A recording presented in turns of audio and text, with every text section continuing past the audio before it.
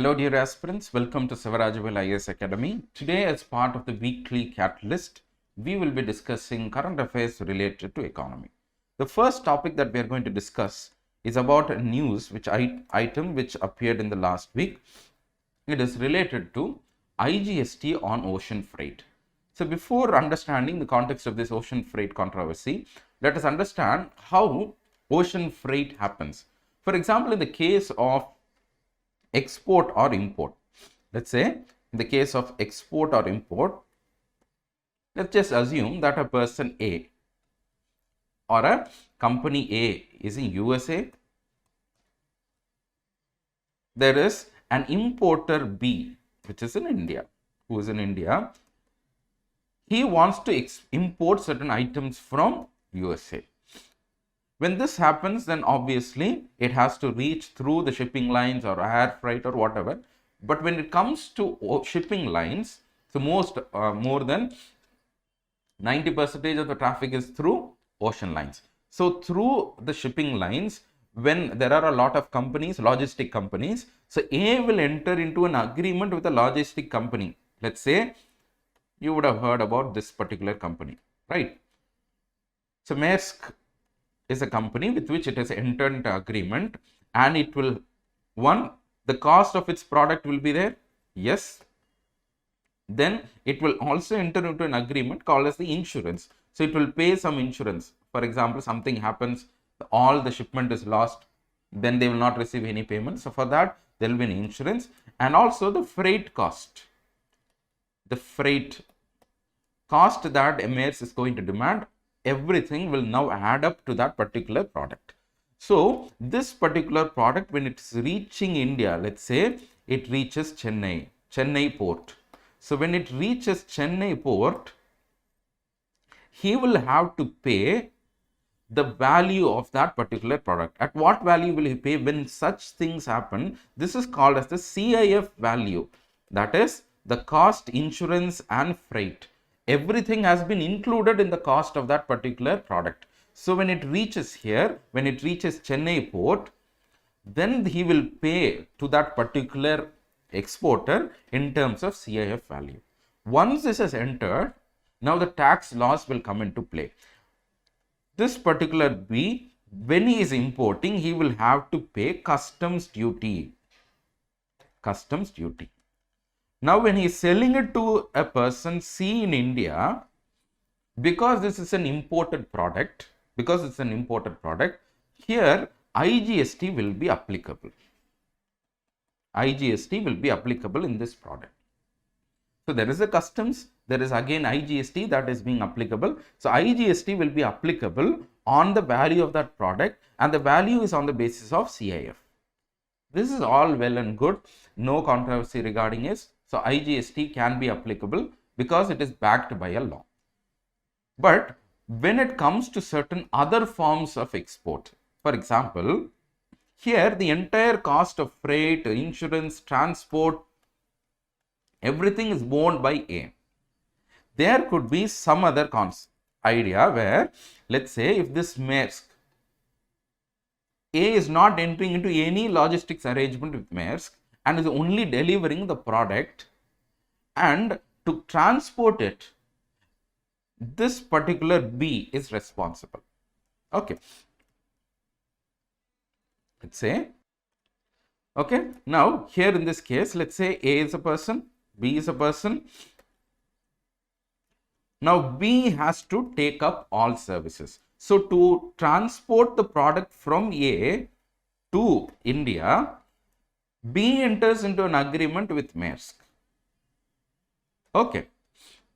Now, when B enters into an agreement with Maersk, it will receive a service. What is the service? This is called as the freight service, isn't it?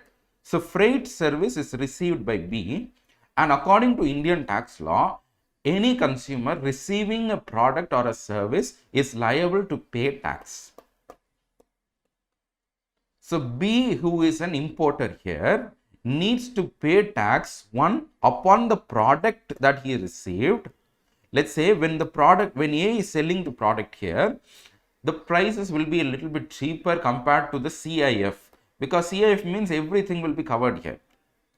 So when he is buying this product, it will be cheaper, but he needs an additional service he has paid towards this particular shipping line. This is a freight. So product value is different, freight value is different, isn't it? Here, upon the product value, IGST will be collected, and freight value will not be collected because it's impossible. It's it. But here, in this case, the government, through a notification in 2017, has made that ocean freight through shipping lines, whatever freight services an importer has received, let's say in this case it is B. When B is receiving this ocean freight services, because he is a recipient, he is liable to pay IGST. So B needs to pay IGST upon the product and also upon the freight. So this is the particular line of argument. Many of the importers have been asking that this is unfair on their part, because when A, right, when sometimes, and also this is on the basis of reverse charge. This is called as reverse charge mechanism. Let's say Maersk is a foreign company. Okay, so this, he is paying service or he is paying money to foreign companies. Usually during IGST, what will happen? Consumer will not pay, customer will not pay, the receiver will pay. So B has paid to Maersk. So Maersk is now responsible for paying GST. But Maersk is a foreign company. So reverse charge mechanism means it is not the person who is selling, but the person who is receiving needs to pay. This is called as the reverse charge mechanism of the GST. So this will come into force. So this has been all there, but last year in 2020, what happened was the Gujarat High Court made it, or effect ruled that this ocean freight, levying a separate IGST on ocean freight is unconstitutional, or ultra virus to the act. Not unconstitutional, it's ultra virus to the IGST Act, because there is no such provision under the IGST Act. It concluded that ocean freight is not permissible. We have discussed what ocean freight is. Now, Central GST Act has given the permission to levy customs duty, can do IGST, can do insurance and all. But when it is not on the basis of CIF value, but on the basis of free onboard value, which is separately on that product, we need to pay tax. But on the freight or transportation will be something else. Most of the companies, if you see, A company, B company, A is the parent company of B. If we'll take the case of, let's say, an MNC company. So the input products and everything will be sold by this particular A. So A is a company, A is giving it, or let's say it is not asking any money on the terms of CIF. Freight cost is all absorbed by it.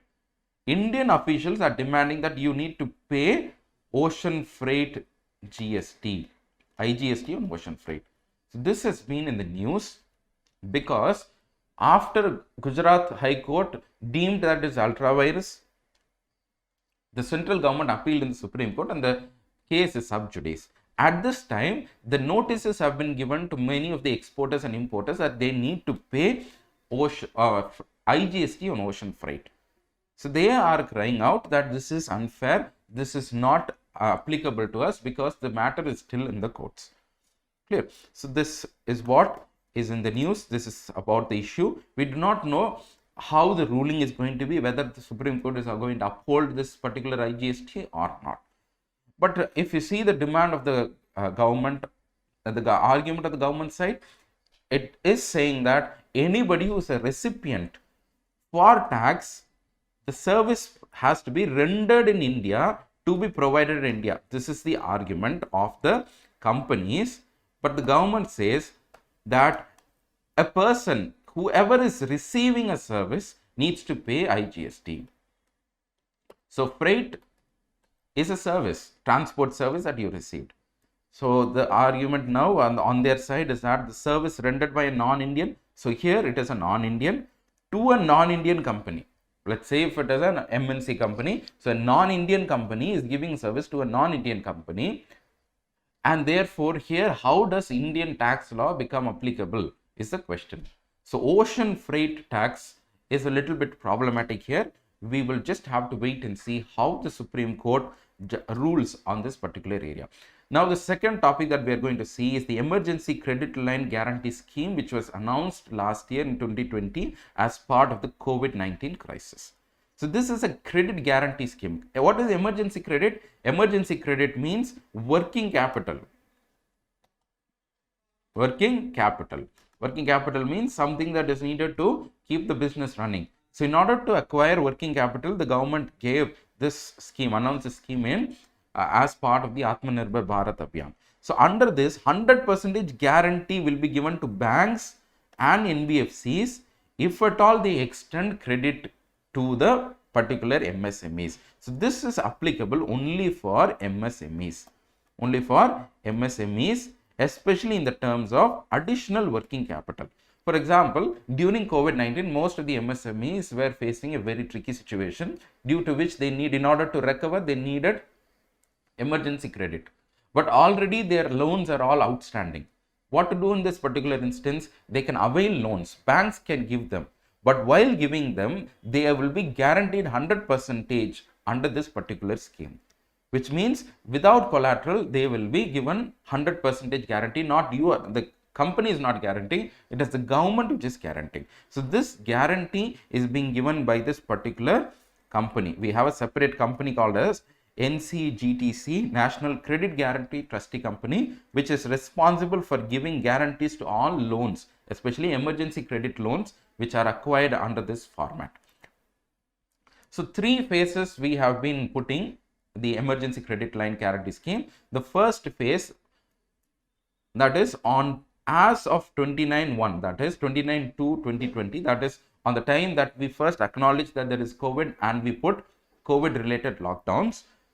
Any amount that is outstanding before February 2020, if it is up to 50 crores and less, then that outstanding amount need not be paid, or if there is an outstanding, and also 60 days, for 60 days you have not paid. 60 days if somebody is not paying, what is that called? It is called the SMA 1. For example, SMA 0 is up to 30 days. Up to 60 days it is called as SMA 1. Up to 90 days, 60 to 90 days is called as SMA 2. So if your account, if MSME has defaulted for lesser than 60 days, and if the amount is not more than 50 crore, then they will be applicable under this schemes. They can be beneficiary of this scheme. So any loan acquired through this scheme, it will be a 4 years tenure, maximum 4 years. For 12 months, the principal need not be paid. For 12 months, the principal need not be paid. Second was, after some days, after a few months, we launched the second phase. So it was on the basis of the Kamath committee, KB Kamath committee. He identified 20 sectors and found that they are the critical sectors which are undergoing stress. So even though they are not fully MSMEs, if they're even though they are MSMEs, the government has also changed the particular criteria of MSMEs. So up to 500 crores if a company under this 26 sectors identified, if had taken loans, and if it is under the SMA 1, then they will be applicable to come under this particular scheme. So under this ECLGS 2, 5 years tenure and 12 months principal moratorium will be there. No need to pay principal for 4 months, for 12 months, sorry. The third phase was about extension of this particular scheme to hospitality, travel, tourism and other sectors, to revive them, because they were the last to recover after the lockdown. So 6 years will be their tenure, 24 months they need not pay principal moratorium. So these are the various schemes. It is ending by 2022 March. This particular scheme will end. We have taken this topic for discussion because it has appeared in the news item.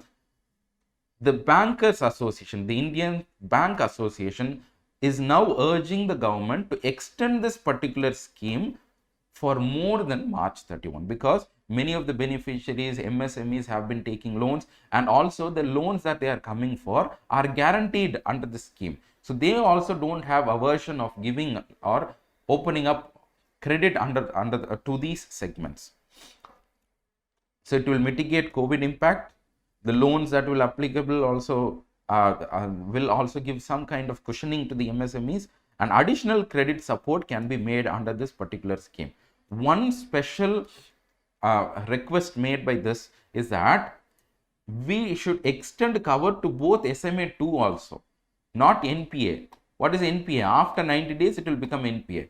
So any kind of loans or companies which have defaulted for more than 60 days to 90 days, they should also be given coverage under the ECLGS. So if the government heeds to this demand, we will be having an ECLGS 4.0, which will now extend to SMA2 also. Clear? The third topic that we are going to discuss is regarding the CCEA approval for 1,500 crore infusion in the IREDA. What is the IREDA? The Indian Renewable Energy Development Agency is a mini Ratna company which is under the Ministry for Renewable Energy. Right? It was set up in 1987 in order to give finance mainly to renewable sectors. So it is a refinance agency. It is basically an NBFC which will give finance to certain sectors, especially energy related sectors. Recently, the Cabinet Committee on Economic Affairs, this is chaired by whom? The Prime Minister. They approved that there will be equity infusion. Equity infusion means shareholders' money will be put into the particular company. This is a government company, which means the government is putting money into the company as part of shareholders' money. So 1,500 crores is now being infused. So totally already 3,000 crore has been infused while it was in play. Now extra 1,500 crores. So 4,500 crore is becoming, for the total capital of the company has increased from 3,000 to 4,500. What are the benefits of increasing the share capital of a company? This is an NBFC. NBFCs are also required to come under certain norms. For example, recently the PCA was brought in. So under PCA, there will be CAR requirement, capital adequacy ratio. All these requirements can be attained when the government increases this infusion. So this net worth will now increase. When the net worth increases, it will be able to give more loans. Additional financing can be done. For example, 3,000 crores is your equity. So for each company, you can only give a maximum of 600 crores. 20% of your share capital you can give as loans, the maximum that you can give. Now the maximum amount can increase, isn't it? So 4,500, so another 900 crores. It can now become 900 crores. So this is the benefit. So more exposure or more credit can be given to the renewable energy areas. So it can improve the CAR or the capital to risk weight. Yes, of course, if there is any RBI norms, is that NBFCs need to have 15% CAR. So anything, any hiccups it is having related to the CAR requirement, it will now be overcome. And also, when this credit is happening, when the credit offtake is happening, obviously India can meet its INDC targets. India has also made a promise in the COP26 that it is going to achieve net zero emissions, for all of which requires a massive thrust into renewable energy areas. So also India, this will also create jobs. India also plans to increase by, I think, 500 gigawatt energy will be from renewable energy by the year 2030. These are all targets. These tall targets cannot be achieved if you don't have financing facility. IREDA is the main financing facility of the government for infrastructure, especially renewable energy. So CCA has approved it, and this will have a multiplier effect, especially in terms of financing for renewable energy. The last topic that we are going to discuss today is a National Technical Textile Mission. So what is this Technical Textile Mission? Nearly 20 strategic research projects have been approved under the government. So NTTM, this particular mission is a mission that has been established, that was launched by the government in 2020 for technical textiles. So what is this technical textile? Technical textile means the space suits, the energy suits, or any kind of safety equipments that we wear, all man-made fibers which are very protective, which uses nanotechnology, which is so technically precise, not just for the aesthetics, it is for functionality, isn't it? So for that purposes, whatever textiles that we are able to do, we have a separate mission for it. First of all, we need to know the potential of this particular area. India will be able to achieve 12% growth in this, while across the world technical textiles are able to achieve 4%. India is able to achieve 12%, nearly thrice, 3 times the potential India is particularly having.